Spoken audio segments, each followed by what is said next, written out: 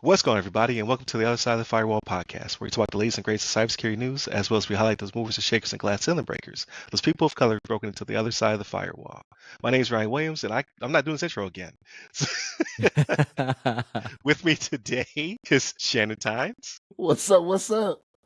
Chris Abacan. What's going on, everybody? And Daniel Acevedo. We're back, baby. The fearsome foursome of cybersecurity podcast. Let's go. Let's get it. There it is. So welcome back to the show. So Monday, Tuesday are topics, Wednesday discussion, Thursdays Ask a CISSP, and then Fridays everything else, movies, books, games, all that good stuff. But without further ado, I give it to Shannon. All right, everybody. So this article comes from Forbes.com, written by Davey Winder. And the title of this one is Dark Web Facial ID Farm Warning. Hackers Build Identity Fraud Database, right? So as I read that title, as is usually the case with us, right? We talk about how somebody broke in and got to some treasure trove or database of information to where they built this database, for facial IDs to farm them. Not the case is what they're saying in this one. They're saying people are actually voluntarily selling them. Like someone is reaching out to them and they're selling an identity package. Like they're giving their personal information, they're giving their photos, and they're getting paid for it. To which I'm like, I definitely read this wrong. Like I had to, this is the second one I had to go through and look at something twice to where I was like, I'm not reading this correctly, right? When I see this is exactly what they're saying they're doing. These people are being approached. They're like, hey, sell us an identity package on you and we'll give you whatever the amount is. They don't discuss what the amount is, but I don't know what it would be that would be enough for me to do it, right? Like I can't figure it out. Maybe if I won the lottery, maybe if I was one of the ones that won that 1.2 billion or whatever, maybe I'd be like, yeah, give it up. I'm gonna change it all anyway, so it don't matter, right? Like, but no, I don't know how much they're getting, but to just voluntarily sell it, I just don't see that as like that short term, right? To whatever their money problems may be, it's just definitely not worth it because the second and third order effects from it and the long lastingness of this being an issue, just not worth it at all. So like I can't see doing that. But Chris, what's your thoughts on this, man? I mean, really, it threw me off as well because usually you'll see an article, you read an article and be like, oh yeah, people are farming identities. They're collecting, they're just proliferating their database to include facial ID. But the fact that people are willing to actually sell their identities now, just like I was just thinking about this as you were talking, is like, are these identities, people from other countries? Right, international identities to where they want to be able to fish, and use an identity and create stuff for, getting jobs in other countries, right? Because you guys remember that Korea article, or that KnowBe4 incident where they hired a North Korean person after all that vetting, right? So obviously, advanced persistent threat, different animal, but they were able to get one of their guys hired. Right, virtual interviews, blah blah blah, all that stuff. So I think that maybe all this might be interconnected somehow. It's just more information for an adversary to be able to, hey, we can create somebody out of nothing, right? And take these. I don't know how that code works for facial ID, facial recognition. I'm sure I'm familiar with Face ID. I bet you most of our viewers and listeners are familiar with Face ID. But there's also these a lot of these newer laptops that you can buy have facial ID built in for Windows applications, and all that other stuff. So that might be something that is that can be farmed as well, right? I'm just thinking of all the web, right? Cybersecurity is a beast. Right? These advanced persistent threats are you trying to utilize every means necessary to bypass, that human element. Right. And the more information they have with this facial ID stuff, I think the more it is likely that they can start tricking advanced governments into thinking this is a real person. Right. That's kind of the next level of identity fraud. It's like creating somebody out of nothing. And, the whole AI thing and, utilizing AI to create somebody, making a video, utilizing or making sure that facial recognition is turned on in, for example, in what the webcams that we're using right now. there's just so many ways, right? I'm not in that field, at least in the coding of that or in the engineering of that.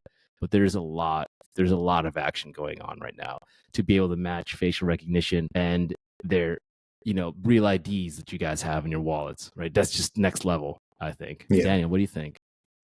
No, definitely. There's a lot of things going on in this article. When I read it, I mean, I'm still hard pressed to believe that people maybe on the dark web themselves are selling their IDs to other people on the dark web. But that's kind of like if someone would approach me, it's at the airport. It's like, hey, hold this bag. Don't worry about it. It's ticking. Just I'll be back really quick. If I'm approached and they're like, hey, sell me your social security number and some online presence videos and voice of you so I can duplicate that, I'm going to say no. So it's either criminals selling to criminals or, like you said, I still think they're scraping this information from pools of information that have been compromised, tacked on to things that are being posted on social media, putting all this stuff together. I think that's a big pool of the database. And then now they're adding it to people on the dark web just forthcoming and selling their identities as well. So now they're getting even a larger pool of database. The article also alludes to how well deep fakes are right now, face swapping, how facial recognition can be even broken without this type of information. So it's not a perfect world already. So facial recognition can easily be broken. And one of the companies has demonstrated that with the deepfakes and with facial swaps. So we're kind of already there. So this is kind of a scary world that we're going to be living in. We've kind of talked about it a lot in previous articles. I always say, I'm going to tell my wife when the day comes, when I call her, we're gonna have to use like a safe word on the phone to make sure that she knows it's me and it's not some kind of deep fake trying to trick her into like going somewhere and then getting jumped or something like that. Looking at my notes, I went through a whole rabbit hole before they told me that people were actually selling their information. But at the end of the day, biometrics was supposed to replace PKI as a form of more secure authentication. But since these things are being able to break the biometrics so easily, it's almost the future. I see the future. I don't know if it's going to happen or not, where the biometrics are going to have some kind of hashing or other form of authentication alongside the biometric to ensure that it's not a deep fake. Because we're already seeing that whatever's there for facial recognition, at least in voice, is being broken very simply with the level of technology that's out there right now.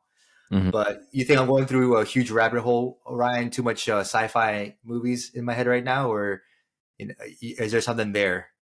No. The first thing that popped in my mind when I saw this was the movie The Creator with John David Washington in it, because in it there's a bunch of androids and advertisement and things of that nature. They all have the same face because this person sold their identity to the company and then they started to mass produce it. And it's a recurring theme within the movie. So I was like, man, we're almost there. Minus the androids walking down the street, but Elon's going to take care of that next year probably. So we will see. But I can wholeheartedly believe people are selling their likenesses because we do it all the time. But I think that this is targeted towards, like you said, maybe people overseas or those who may be lower income or disadvantaged, right? And it's probably veiled. It's probably not, hey, we want your identity package so that way we can steal from people. It's probably like, hey, we would like your likeness and some other things in exchange for money for some other non-nefarious type explanation, right? It's probably somebody at a kiosk in the middle of a mall overseas who's doing this, right? Like, hey, let's go to the booth and scan your face. And I'll give you $1,000 or something like that. All right. I don't know how much it would be. Probably less than $1,000.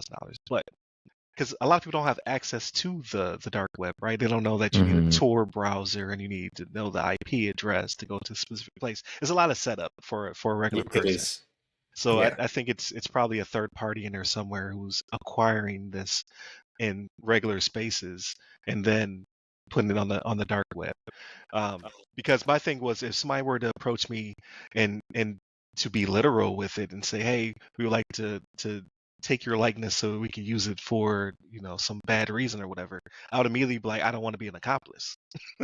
Like when you get busted, I don't want to get busted because it's going to be my face attached to it, right? So I think downstream it's probably being acquired in regular spaces with some kind of veiled means of saying, hey, we want your likeness for, to do ads, or you want your likeness to do X or Y. That makes more And sense. here's some dough. It's got to be. Mhm. Because That's what I was thinking. That makes a lot more Yeah. sense, actually. Right. Then like people trying to figure out how to get to the dark web to do it. So that'll be my thinking behind it. And then that also gives people some kind of plausible deniability as well when they come for them, because they're gonna, like, they have your likeness, like they have your face. So when they get busted, they're gonna come for you. So I have two things, right? So I disagree with you in that people are actually selling it. We're giving it to them for free so we can have access to Facebook, Instagram, TikTok. We're giving that information away for free. They're not paying us for those accounts.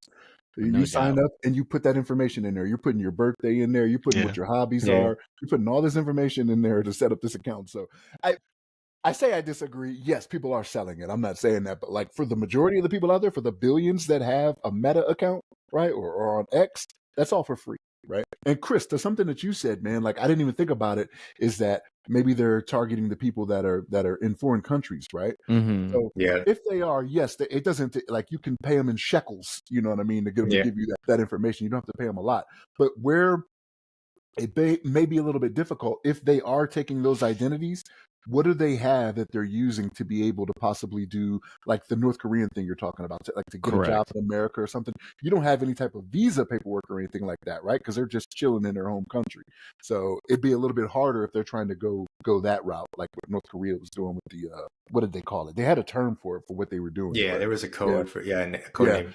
But that's I don't know. It was an interesting article, man. I was just like, who is selling this? Like, what are they doing here? But again, we have to remember our background. Yeah, we I think we tend to forget where we came from, right? Like there was a point where we were not as up on cybersecurity and IT to where it's like, well, if we were those people, would we be doing that? Yeah, I was probably. born into it. Okay, I came out the womb. You're like preaching. Bane. You merely live in cybersecurity. I was born of this. We were born in it, yes. I thought the same thing. Bane. That's exactly where my mind went. Oh my god. No, I don't disagree with you though. Like, yeah, we all at some point were misinformed and uneducated on cyber. But this one is just, I don't know. I say people shouldn't be able to fall for something like this, but then you watch people do the talk shows on the streets and they're able to get people's passwords and stuff like that. Like, just do a simple conversation. You're like, people, stop it. But yeah, so definitely continue to tune in. I think this will be ever evolving. I think 2025 is going to be wild. Like we say it about every year, but it's just spiraling out of control. Honestly, 2024 has been absolutely insane with the election and all this crap going on. Assassinations. It's just been a crazy year, right? I keep up in the game. It's just, hey, it's 2025 has got a lot to. It's got big shoes to fill, right? Big shoes to fill. Yeah, it's going to be a wild ride, but definitely continue to tune in. Monday and Tuesday, our topics. Wednesday, discussion. Thursdays, Ask a CISSP. And then Fridays, everything else. So movies, books, games, all that good stuff. Hit up all the websites that go by our name, social media presence, I should say, that go by our name, the other side of the firewall, the other side of the FW, or Ask a CISSP. And then you can find me personally. I'm RY Security Guy. That's RY Security Guy. You can find me on LinkedIn and all the other places. But LinkedIn is really where I do the most chatting back and forth. And where can they find you, Chris? You can find me on LinkedIn under my name, Chris Abacon. Last name is spelled A Bacon. And you, Daniel? You find me on LinkedIn under my name, Daniel Acevedo. There it is. Stay safe. Stay secure.